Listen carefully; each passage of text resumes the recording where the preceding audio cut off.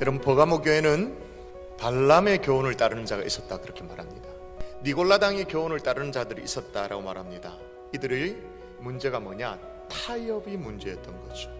그리스도인들에게 독이 되어지는 영적인 타협, 이걸 하면 어떤 일들이 벌어질까요? 순교의 영성도 퇴색시켜버린다. 여러분, 버가모교에 순교자가 있었거든요. 왜 순교를 당합니까?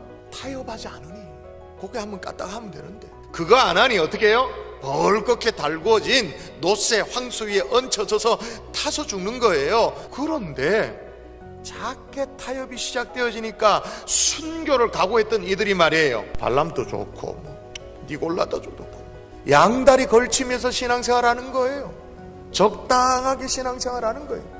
한국교회가 이 타협의 오명을 그대로 역사 속에 갖고 있습니다. 여러분, 사실 한국교회는 수천 수백만 명의 사람들이 그리스도에 대한 믿음 때문에 순교의 피가 콸콸콸콸 흐른다고 해도 과언이 아닌 게 그 위에 세워졌다고 말할 수 있는 게 한국교회라고요. 그런데 일제강점기를 거치면서 한국교회는 어떻게 타협했죠? 신사참배, 교단 차원에서 신사참배를 결의하고, 그리고 그 인근에 평양 가까이 있는 신사의 총회 대표들이 가서 저렇게 고개를 조아리는 사람들이 목사님입니다, 장로님들입니다. 한국교회 순교자의 피가 철철철 넘쳐 흐름에도 불구하고, 순교의 영성이 있음에도 불구하고 타협을 시작하니 이렇게 될 수도 있다, 그 말이에요. 여러분, 타협이 무서운 것이요, 순교의 영성도 일순간에 퇴색시킬 정도로 모든 것을 제로베이스로 만드는 거예요. 그런데 일제의 신사참배 이상으로 지금의 우리가 발을 딛고 사는 세상은 더 교묘하게 타협을 갑니다. 나 스스로도 타협하고 싶어 합니다. 교묘한 유혹 속에 우리가 살고 있다고 해도 과언이 아닌 거예요. 타협은 작은 것으로 시작된다. 결국 발람이나 니골라당 다 똑같은 거예요. 무슨 얘기야? 쉽게 믿자고 막. 어렵게 신앙생활 하지 말고, 하기 싫은 거 하지 말고, 하고 싶은데 네 마음대로 살아보라고요. 어떻게 보면 작은 것에서부터 타협이 시작되어졌죠. 그런데 정말 작은 거였는데, 과거에 이스라엘 백성들 발람의 교훈을 따라갔다가 타협해가지고 어떻게 됐나요? 타협의 결과 24,000명이 한꺼번에 죽어요. 앞서도 말씀드렸던 신사참배도 마찬가지.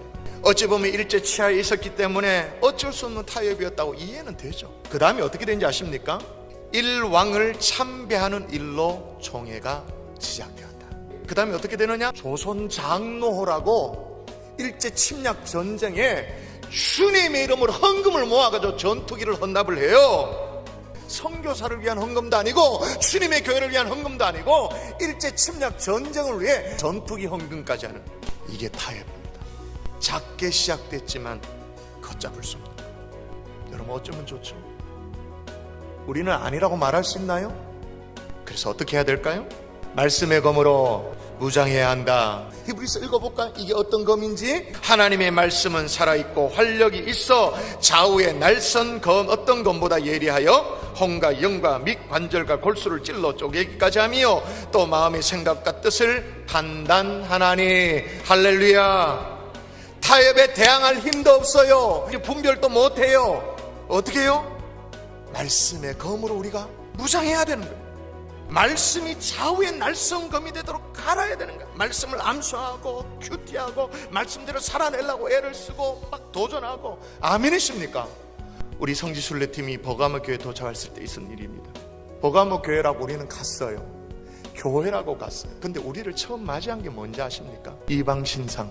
왜 이토록 주님이 경고를 하고 있는지 전율하듯이 알 수 있는 장면이었습니다. 주 예수의 얼굴을 구하며 예배하는 세대에 일어나 주 위에 살며 주 위에 죽으니 이것이 우리의 부르심.